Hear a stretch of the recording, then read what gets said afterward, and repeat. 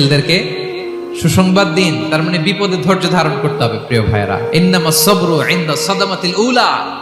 বিপদে আমরা অনেক সময় প্যানিক হয়ে যাই, অস্থির হয়ে যাই, কি করব, হতাশ। না, মুমিনরা হতাশ হয় না, ধৈর্য ধারণ করে। কি করে? কি করে?